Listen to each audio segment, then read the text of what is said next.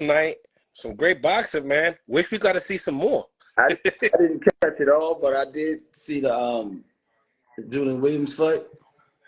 Yeah. Terrible, man. What the ref did was terrible.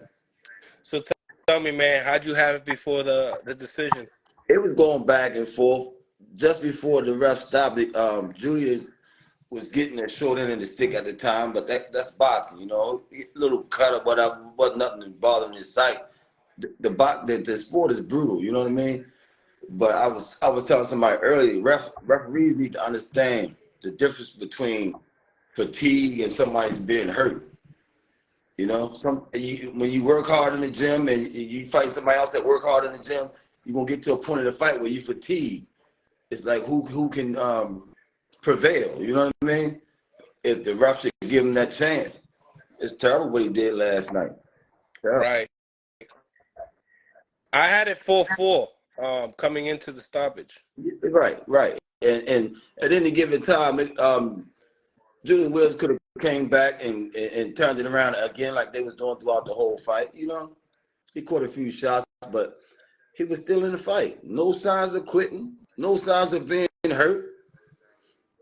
It's crazy. I just think sometimes the better they going with the guy that's the better investment for the future. You know. 100%. The guy that has the better record, the younger guy. Yeah, you got to knock him out sometime, you know? Yeah, 100%. That's why with Tank, man, you got to make sure it don't go to the scorecards, you know, because especially when you're dipping into this side of the street, that side of the street. Exactly. You got to go in. That's why I like knockouts, you know? You don't have to put up with all of that stuff. Yeah. Somebody told me in the gym that's like who you are. And Calvin's like, I want to punish people, and then Tank just take a little bit of both of y'all and put it in the ring. Yeah, man. So it seemed to me that Adames went southpaw, and then went orthodox, and it seemed like Julian Williams was able to land that jab a little more consistently. Yeah. That happens with most fighters. If you go to southpaw, you're not a southpaw, you're gonna get hit more on that side, you know. You know, some fighters say they can work both hands, but that's not true. You always get caught more on one side than the other. You know? Right. It sounds good when they say, oh, I've been fighting southpaw. I know if it sound good, but you're going to get caught more on one side. You know? Even with Terrence Crawford, to me, when he turned southpaw, he get hit more. Same with Marvin Hagler. I always thought he got hit more when he was switching up southpaw. You know? So it happens, though. Do you believe, like, just because you're comfortable, in that position, that you could be more detrimental to traps being set on your feet due to the fact that you're not used to it? Yeah. You mean for changing a person that's not used to fighting southpaw? I think if a person have a good coach and understand how to fight a southpaw, it won't be no problem. Right. I never believed in that. A southpaw give you trouble. Nah, if you understand the basics and the vice versa sides, you understand what's in front of you. Yeah, because if you're well rounded, they gotta fight your fight anyway. Exactly. I never believed in that. But some people just hear what the last man said and then go along with it. It's a monkey see, monkey do. I don't believe in that stuff, man. Yeah, they start saying, yeah, styles make fights. Right. If you're one-dimensional, it doesn't count, though. Crazy, man. Yeah, exactly, 100%.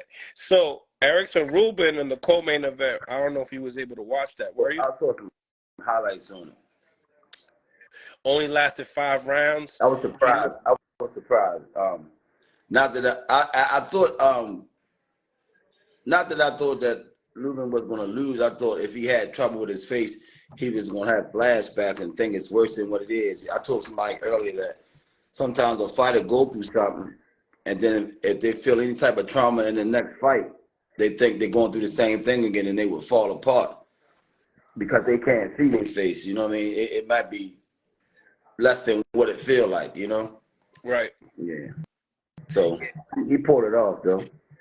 Yeah, boxing is very mental like that. he said Erickson Lubin said that he wanted the winner of the Hadamas and J Rock fight. When I look at that matchup that he had with Luis Arias, and then I look at Hadamas and Julian Williams, there's levels. Yeah, Really, I think there's a big level change yeah, in that fight.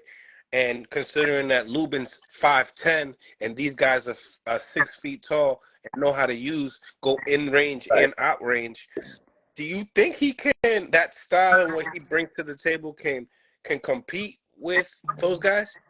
Oh man, Lubin, I like Lubin, but it's something, man. I just don't see no. I ain't gonna say I don't see no dog in him, but you know, when he got stopped by front door, he didn't quit. You know, Right. he was willing to go. I think it'll be a good fight. It'll be a good fight.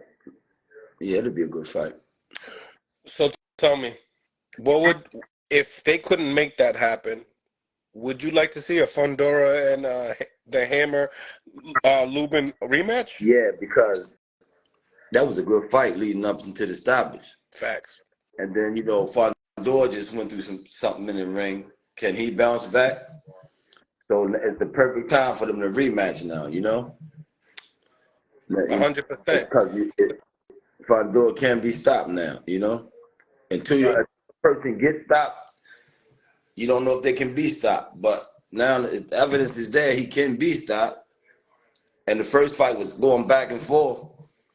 It's perfect timing for a rematch. Yeah. Speaking like the last time we spoke with Calvin and stuff, Calvin was like, I don't want to put him in there with somebody really hot. But in reality, why wouldn't you put him in there with a guy that he knew he already beat? He took him out. So that would be a great matchup. Yeah, perfect timing. And I'm sure Lubin want that rematch, you know? Perfect timing.